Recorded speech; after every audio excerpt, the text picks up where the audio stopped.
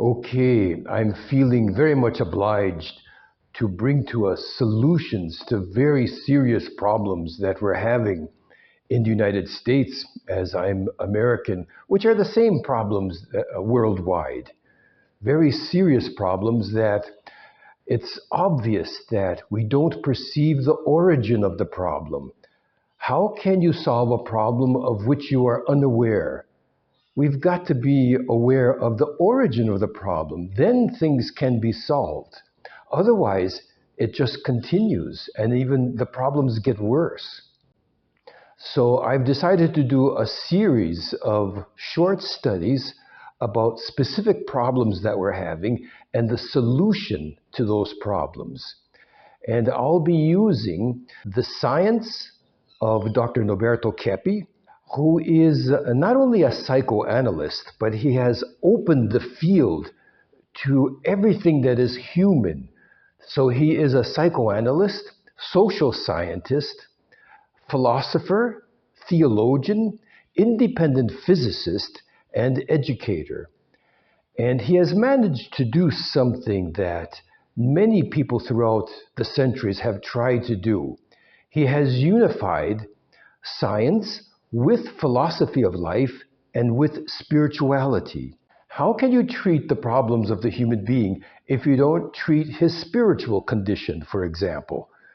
And how can you treat the human being if you don't know the erroneous thinking he may have, how he sees the world? In other words, his philosophy of life. And so we'll be seeing spiritual things, for example, from a scientific perspective. Because the human being, he is these three elements. He is action, he is feeling, and he is thought. And so all of this needs to be considered. So this has a direct relation to what is our essence? What is the essence of the human being? This is something that Dr. Keppe rescued from ancient Greece, specifically from Parmenides especially, because it appears that these ancient philosophers, they had access to information from the Alexander Library before it burned down, specifically information about metaphysics. Meta, beyond the physical world. And so, one of the reasons why we can understand the human being and the society that he elaborates with more precision is because there is quite a difference between our essence and what we do with that essence. I'll use the term pathology, an attitude against our essence. And so, just to show you very briefly what that is, taking a look at the slide, you can see in the center of the slide, it represents our essence. You see this divine energy where there is beauty and goodness and love, truth, real logic. You see reason, aesthetic, that is our inner balance, inner equilibrium. This is our essence, this divine energy. From a creationist point of view, this is who we are in our essence. And then you see the circle around that inner circle, this attitude that we have against our essence. You can see up at the top there, arrogance, and then there's rage, there's envy, holding grudges, all of these types of attitudes, anger, that are against our essence. And what happens is this creates a negative energy. So either we are in the energy of our essence, the human being lives inside the divine energy. You know, we live already in our eternal divine energy. Or we can have an attitude, we can choose to be against that. So we are surrounded by a malignant, demonic energy through this denial of our essence. It's really just an attitude against who we are in our essence. And so, using this science, for example, today, I would just like to briefly bring up a serious problem that we're having with shootings in our nation. Shootings in churches, in schools, in cinema, that when I was a teenager, this was unthinkable. And not only never happened, it was not imaginable. We are a very violent nation, and this is being cultivated. And I would like to bring up one of the ways that people are not considering.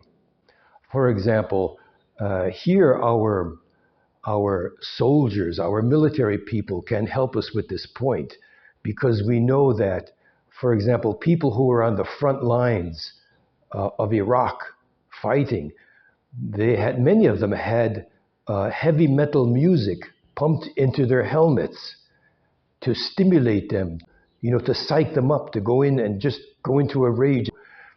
So CIA, they know very well that this type of so-called music, heavy metal, heavy rock, this greatly incentivizes violence.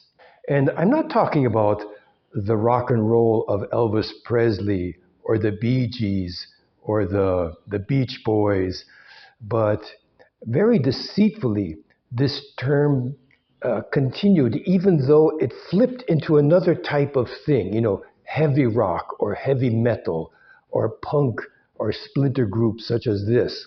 It's actually another phenomenon. It creates another influence inside the human being that is violent. And we are not considering this.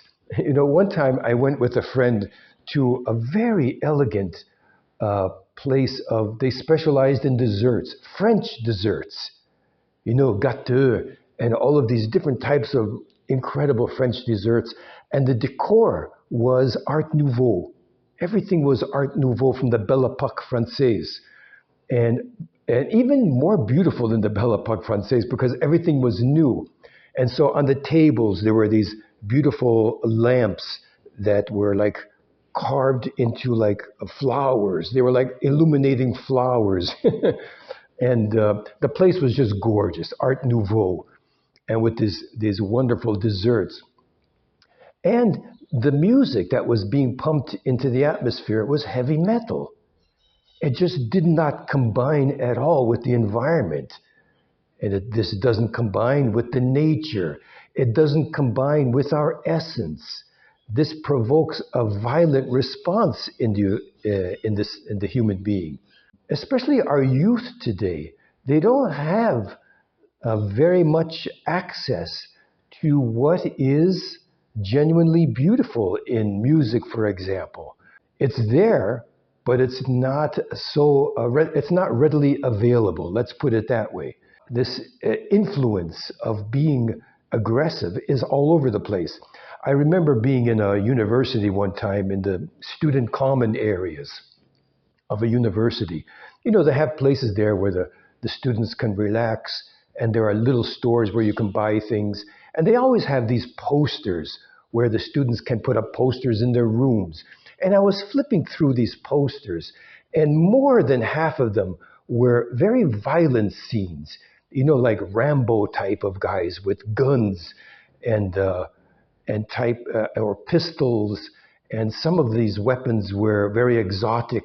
Others were kind of traditional, but very violent type of people that the students, they put these up in their rooms. This is like who they admiring people who kill and listening to heavy metal and this type of music. This greatly incentivizes a violent spirit in the human being. And so why do we not treat this? I think it's not being recognized for what it is. I once had opportunity to speak with a person in a university, a kind of higher up position. As I am a concertizing pianist, I had social contact with different people in the university. And I was explaining to him that I was seeing a violent type of posters in the school available to the students. And recently there was a shooting in the school, and people were very upset. They were really shocked that this could happen. And when I brought this up, what happened was suddenly he gave like a snarl, a kind of demonic snarl for an instant. And then he went back normal. I perceived he had a demon inside himself. When I brought this up, he had this reaction. And so I thought, oh, I better drop the subject, you know. And I learned later that what happened was the university, they lost millions of dollars of incoming freshmen who decided not to go to that university because there was a shooting there. And so we know that there are many more shootings that are than what become public knowledge. You know, in churches and different places, what happens is it comes out in the media for one day and then we don't see it anymore. Many times people, they're worried about this is going to hurt us financially. If people know there was a shooting here, they won't come here anymore. So people remain silent. We can't be in this such a materialistic attitude of only thinking about money. We have to deal with the situation in a more sincere manner, with some goodness in our heart, a more scientific and a more serious manner. This really needs to be treated. And there are other reasons why we are so violent as a nation. You know, being a warring nation, always being at war with somebody, this affects everyone in the nation by resonance. This has an effect on everyone, and it's not a good effect. A nation that is always at war with other nations, this affects everyone in the nation. We have to deal with this. We cannot be a warring nation without this affecting everyone in a violent manner, especially our youth who are more susceptible. They're more sensitive and susceptible to these type of vibrations, to this type of resonance that is not good, a resonance that is against our essence. So I hope that this is helpful.